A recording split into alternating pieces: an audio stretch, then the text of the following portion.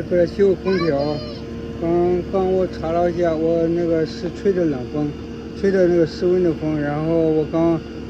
感觉了一下室温的风，然后呢我打开之后测了一下那个可排气是好的，然后那个压缩机过热，压缩机 overheating， 然后呢我看了一下，哇，你看，然后你知道吗？它这有2个狗，那个狗在那儿，这样一扑腾啊，那个灰，我刚来的时候，那个灰这样都吸得进去。然后我把侧面打开看一下，哇，应该是散热不出来，然后那个压缩机 overheating。OK， 我来给它洗一下，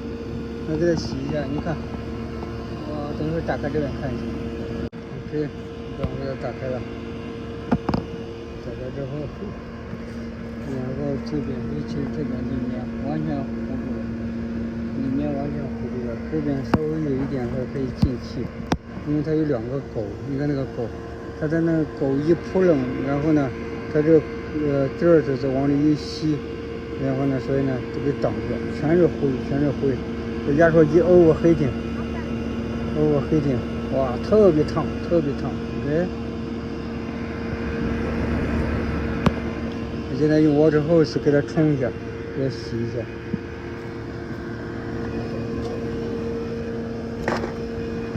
哇，我刚才仔细看了一下，好多是狗毛，狗的那个毛，这样的话它挡住了，把那个风完全给挡住了。哇，就千万不能养狗，养狗的话离空调远一点。OK， 我把它放回去了。放回去之后，然后转了有10分钟了，你看，这个还可以，稍微一点little bit overcharged。然后呢，它转了一会儿了，刚开始的时候这边都是0，现在还可以，现在没问题。OK， 所以呢，你看到没有？它那个 overheating 了，它 overheating， 因为这个空气过不去之后呢。它那个压缩机那个里面压力特别高，然后呢，那个压缩机里面有个thermal开关，有个温度开关，当高于这个温度的时候呢，然后它就打开了，打开之后，那个压缩机就特别烫，然后呢，它这个吹冷风，室外机吹冷风 ，OK， 所以呢，这是其中的一个原因，室外机吹冷风的一个原因 ，OK， 现在这个。看正常工作了，所以呢，一定要维护，最近那个这好几个都是特别脏 ，OK， 行了，这个没问题了，看什么都没给他做，不是什么都没给做，就是这个负离氧系统和电的上面什么都没给做，就光给它清洗一下，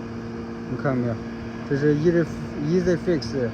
然后这样的话挣钱就比较快。这个的话，它和 maintenance 不一样，maintenance 的话你收的钱少，这种的话你给他解决问题的时候，你就要多收他钱，让这种owner， 然后不 take care 他们自己的东西，然后呢你就想让别人 take care， 然后你就要多收他的钱，OK， 让他这样的话他就知道自己以后去那个什么去了，去维护一下了 ，OK。这个的话是个那个出租房，因为那个房东他不想来弄，所以呢，你只有多收他点钱，他下次他就会让你早的给他做maintenance。OK， 这就好了。这个才9年，这个你看2014年3月份的，OK，这410的负量，106盎司，它这个没有漏，这个挺好的。好了，这个放回去就给它问题解决了。